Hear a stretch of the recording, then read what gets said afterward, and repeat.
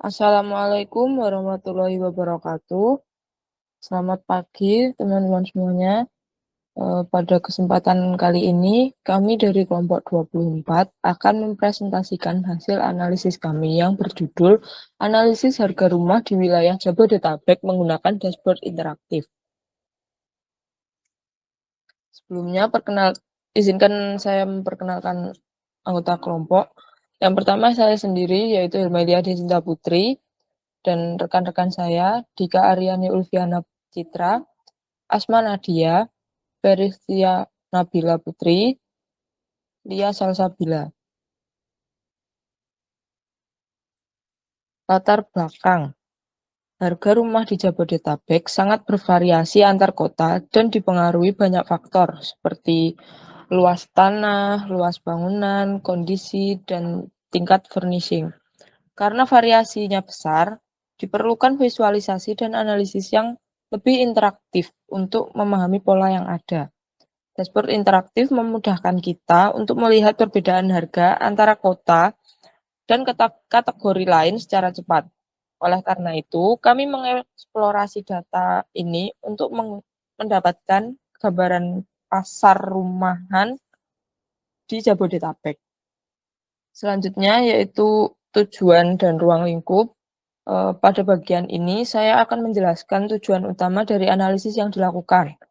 Secara garis besar, penelitian ini bertujuan untuk memahami pola harga rumah di wilayah Jabodetabek, sehingga kita dapat melihat faktor-faktor apa saja yang paling memengaruhi valuasi properti. Ruang lingkup analisis mencakup 5 kota besar, yaitu Jakarta, Bogor, Depok, Tangerang, dan Bekasi. Dengan demikian, hasilnya dapat memberikan gambaran yang cukup representatif mengenai dinamika pasar properti di kawasan metropolitan. Variabel yang dianalisis meliputi harga, lokasi, kota, kondisi properti, luas tanah, luas bangunan, serta harga per meter perseginya. Baik, selanjutnya yaitu meliputi alur kerja. Alur kerja yang pertama kami mulai dari tahap business understanding. Pada tahap ini kami mencoba memahami kebutuhan utama proyek, yaitu bagaimana harga rumah dapat berbeda berdasarkan lokasi dan karakteristik lainnya. Dari pemahaman itu, kami menentukan beberapa pertanyaan analisis yang akan dijawab melalui dashboard. Untuk alur kerja yang kedua yaitu ada data understanding. Pada tahap ini, kami mendalami struktur dataset rumah di wilayah Jabodetabek. Kami mengidentifikasi variabel-variabel penting seperti harga rumah, kota, kondisi luas tanah, dan luas bangunan. Untuk alur kerja yang ketiga yaitu ada data preparation. Kami melakukan pembersihan data agar analisis yang dihasilkan lebih akurat. Untuk alur kerja yang keempat yaitu ada exploratory data analisis atau EDA. Berikut adalah tahap yang dimana kami mulai menganalisis data secara lebih mendalam, seperti melihat distribusi harga rumah, hubungan antara luas tanah maupun luas bangunan dengan harga, perbandingan harga antar kota, dan bagaimana fitur non-numerik seperti kondisi rumah mengaruhi harga. Hasil untuk alur kerja yang kelima yaitu ada evaluation. Pada tahap ini, kami mengevaluasi apakah dashboard yang kami buat sudah benar-benar menjawab semua pertanyaan analitis. Yang terakhir yaitu ada alur kerja yaitu deployment. Pada tahap ini, kami menyusun dashboard interaktif menggunakan Looker Studio. Untuk selanjutnya, berdasarkan alur kerja yang telah dijelaskan oleh teman saya, timbul pertanyaan analisis yang disebutkan dalam ini. Yang pertama yaitu bagaimana perbandingan harga rumah berdasarkan kota di Jabodetabek. Yang kedua yaitu bagaimana perbedaan harga per meter persegi dari bangunan maupun tanah antar kota di Jabodetabek. Yang ketiga yaitu bagaimana kondisi bangunan baru, bagus, atau butuh renovasi mempengaruhi harga rumah. Yang keempat yaitu bagaimana hubungan antara luas bangunan dan harga bangunan rumah. Yang kelima yaitu bagaimana hubungan antara luas tanah dan harga rumah. Untuk yang selanjutnya dari yang kami analisis, temuan utama yang pertama yaitu di Jakarta Selatan dan di Jakarta Pusat memiliki median harga tertinggi, di mana hal tersebut dapat dilihat dan disebabkan oleh standar konstruksi yang lebih premium dan permintaan yang lebih tinggi.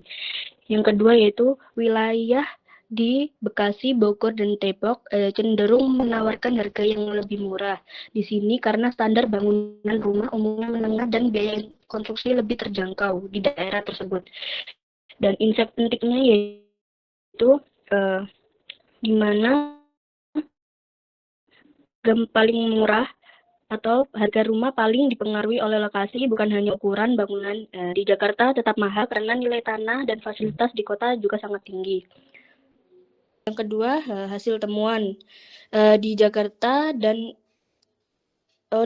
sendiri dapat dilihat dari diagramnya memiliki harga bangunan per meter paling tinggi. Di Bekasi dan Bogor juga memiliki harga bangunan per meter persegi paling terjangkau. Tren menunjukkan standar kualitas bangunan lebih tinggi di daerah premium. Untuk insight-nya sendiri, di sini harga bangunan cenderung mengikuti kelas ekonomi wilayah, di mana area premium menunjukkan harga bangunan lebih tinggi. Harga tanah per meter persegi. Untuk temuannya, tanah di Jakarta adalah komponen harga paling dominan. Di sini terdapat perbedaan antara harga tanah bisa sangat jauh untuk antar kota, seperti pada wilayah Depok dan juga Tangerang Selatan menunjukkan kenaikan yang sangat signifikan. Untuk insight-nya, kenaikan harga rumah paling banyak didorong oleh kenaikan harga tanah, bukan bangunan itu sendiri. Ini menjelaskan mengapa rumah kecil pun di Jakarta tetap sangat mahal.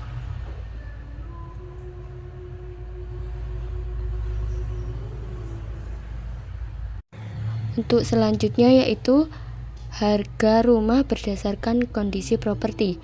Untuk temuannya, rumah dengan kategori bagus sekali menunjukkan harga yang paling tinggi. Hal ini menandakan premium value pada kualitas fisik optimal.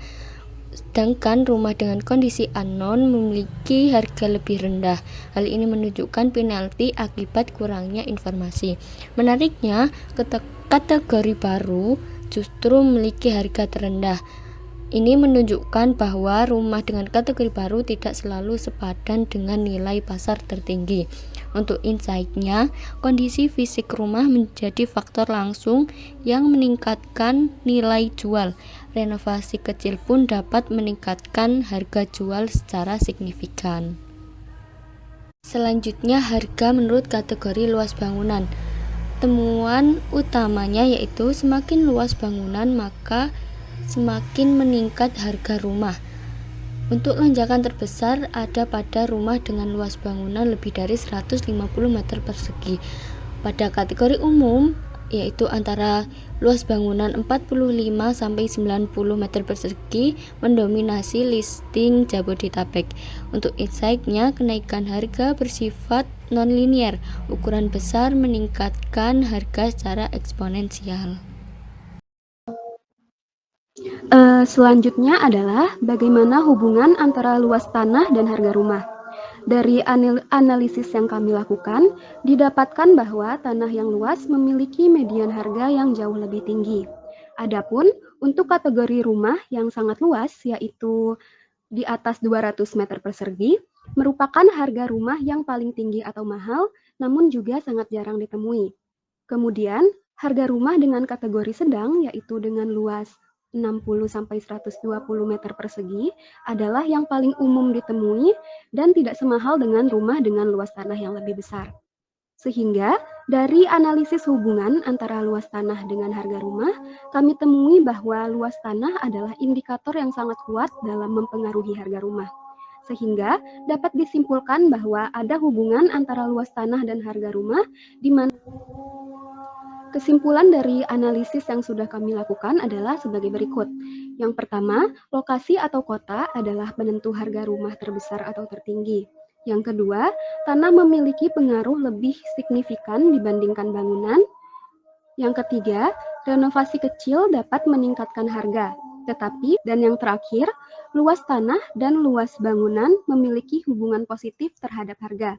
Di mana berikut adalah rekomendasi yang dapat kami berikan. Yang pertama adalah untuk membeli rumah. 1. Cari alternatif terbaik di Depok atau Bekasi untuk harga yang lebih ekonomis. Yang kedua, prioritaskan rumah kondisi baik agar tak perlu biaya renovasi besar, sehingga dapat menghemat biaya. Yang ketiga, pilih ukuran bangunan 45-90 meter persegi sebagai opsi yang paling efisien. Selanjutnya adalah rekomendasi kami untuk penjual atau developer. Yang pertama, renovasi kecil memberi kenaikan nilai yang signifikan. Yang kedua, fokus penjualan di area dengan permintaan yang tinggi, seperti di Tangerang Selatan dan Depok. Yang ketiga, furnishing tambahan sebaiknya fungsional, bukan sekedar dekoratif yang mahal. Dan yang terakhir adalah rekomendasi atau saran kami untuk peneliti dan analisis. Teliti tren permintaan dalam beberapa tahun terakhir seperti tipe rumah yang paling diminati, rentang harga favorit, serta faktor sosial ekonomi yang mempengaruhi keputusan pembelian.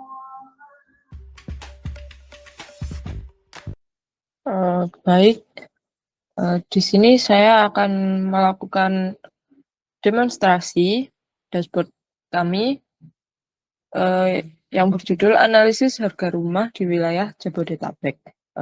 Di sini terdapat area filter di atas ini, yaitu terdapat filter kota, kondisi, furnishing, rentang harga, dan rentang luas bangunan. Lalu di bawahnya terdapat ringkasan metrik, yaitu rata-rata harga, median harga, rata-rata luas bangunan, serta total listing. Kita coba pada filter yang terdapat di sini ya. Misalnya saya pilih kota Jakarta Selatan. Nah, sudah berubah. Di sini rata-rata harganya, median harga, rata-rata luas bangunan, total listing semuanya berubah mengikuti filter yang sudah saya pilih. Lalu saya pilih lagi untuk di kondisi, misalnya di kondisi bagus. Furnishingnya furnishing tidak.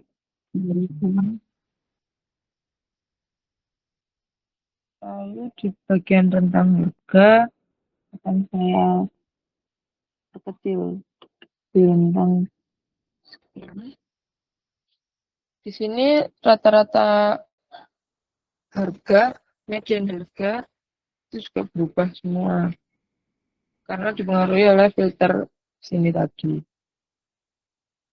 Hanya sekian yang dapat kami sampaikan mengenai hasil pengerjaan kami terkait analisis harga rumah di wilayah Jabodetabek menggunakan dashboard interaktif. Semoga hasil analisis ini bermanfaat dan dapat menjadi pertimbangan dalam pengambilan keputusan. Terima kasih atas perhatian dan kerjasamanya. Selamat pagi. Wassalamualaikum warahmatullahi wabarakatuh.